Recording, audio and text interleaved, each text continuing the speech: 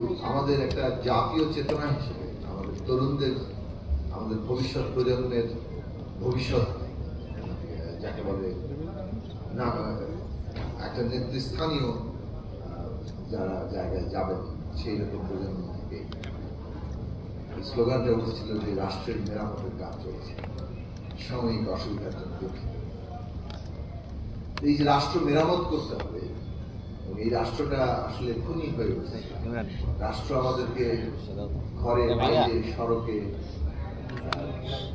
সব জায়গায় আমাদের জীবনের নিরাপত্তা কেড়ে নেওয়ার জন্য সবসময় প্রস্তুত হয়ে আছে। এইরকম একটা খুনি রাষ্ট্র কি আর চলতে পারে না।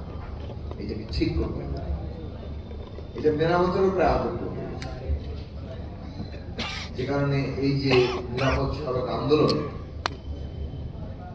যখন সামনে আসলো, সেটা আমাদের কিশোররা, আমাদের তরুণরা সামনে পথ দেখাচ্ছে, যেখানে একটা ওয়েক আপ কল তৈরি হওয়ার কথা। সেইটা না দেখে দেখলাম আমরা যে রাষ্ট্র পেয়ে পড়লাম। কাজেই বোঝা যাচ্ছিল যে এই রাষ্ট্রটা আসলে নিরাময়ের অযোগ্য হয়ে পড়ছে। এর শুশ্রূষা করতে হলে একে আসলে পুরোপুরি খোলনলচে বদলাতে হবে। সেই চাপটাই সমাজের মধ্যে তৈরি হয়েছে।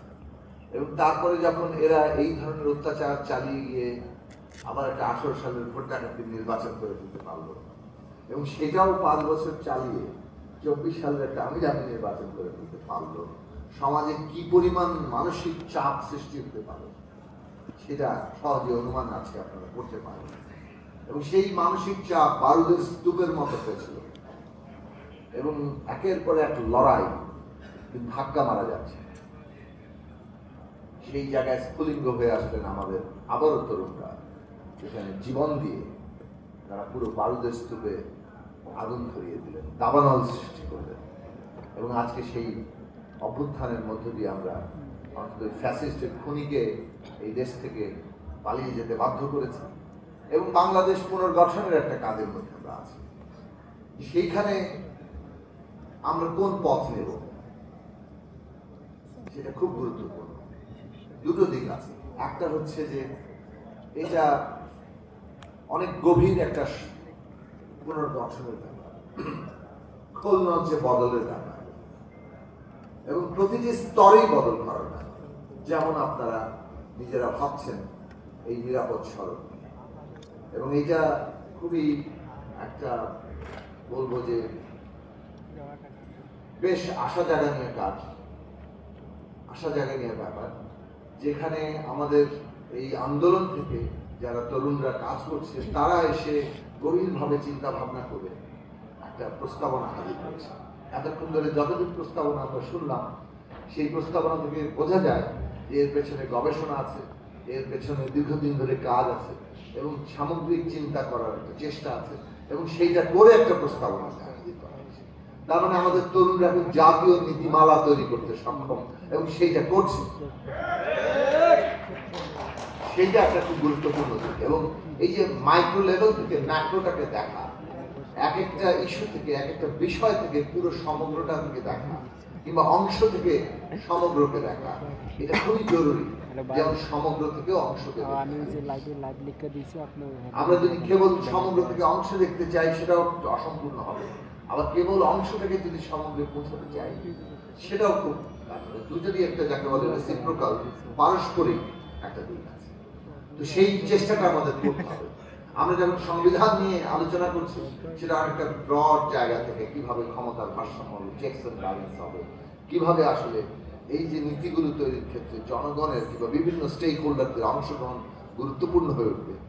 আবার অন্যদিকে প্রত্যেকটা ইস্যুকে ধরতে হবে, কিন্তু প্রত্যেকটার আইন, প্রতিটার ব্যবস্থাপনা এটা খুব গুরুত্বপূর্ণ প্রশ্ন। এই দুই জায়গাতে আমরা এখন কাজ করা দরকার।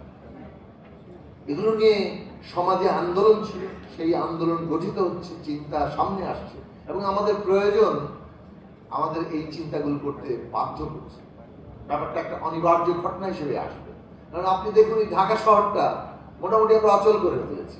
সারা দেশ এখন সড়ক হচ্ছে একটা মৃত্যুকূপ, বছরে 5,000 মানুষ মারা যায়। মানে এটা ব্যক্তিগত অভিজ্ঞতা সকলেরই হয়তো আছে, আমারও আছে, আমাদেরও আছে। আমাদের সংগঠনের অত্যন্ত দুজন প্রিয় মানুষ, ব্যক্তিগতভাবে আমার অত্যন্ত প্রিয়, আমার প্রিয় শুধু আমার অস্তিত্বের অংশ ছিল, এরকম দুজনকেই 7 নভেম্বর 2023 আরিফ এবং অর্জুন, তাদেরকে আমরা এই সরকারে হারিয়েছি। এটি কল্পনা করতেও এখনো খুব মাঝে মাঝে মনে হয় যে একটা অসম্ভব একটা ব্যাপার, যদি ঘটনা ঘটেছে সেটাই বাস্তব। এবং আমরা যে এই জমিজুদ্দিন স্কুলের যে 2 শিক্ষার্থী, তাদের পরিবার কিংবা এরকম অসংখ্য পরিবার, তাদের অনুভূতিগুলি দেখি, তাহলে এটা যে কত বড় একটা এমার্জেন্সি আমাদের, কিন্তু সেই মনোযোগটা আমরা দেখি। বহুদিন ধরে আমরা কথা বলছি। আমরা 2015 সালে ঢাকায় মেয়রাল ইলেকশনের সময় রীতিমতো প্রস্তাবনা হাজির করেছি। এই ঢাকা শহরে এই বাসগুলো যে প্রতিযোগিতা করে, এটাই তো একটা বিরাট সংকটের জায়গা। তো সেটা আমরা কিভাবে বদল করতে পারি? এখানে নানা রকম একটা বসে কায়েমি স্বার্থ কাজ করছে। কিন্তু আপনি চিন্তা করুন যে কায়েমি স্বার্থ যদি রাষ্ট্রের চাইতে বেশি শক্তিশালী হয়, তাহলে সেই রাষ্ট্রটা আসলে তার কর্তৃত্ব প্রয়োগ করতে পারছে না। এই কথাটা তো আমাদের পরিষ্কার সিদ্ধান্তে আসতে হবে। তারপরে আমাদেরকে এইরকম কায়েমি স্বার্থকে হয় তারা দেশ চালাবে, আমরা রাষ্ট্র দেশ চালাবে, একটা মীমাংসা আসতে হবে।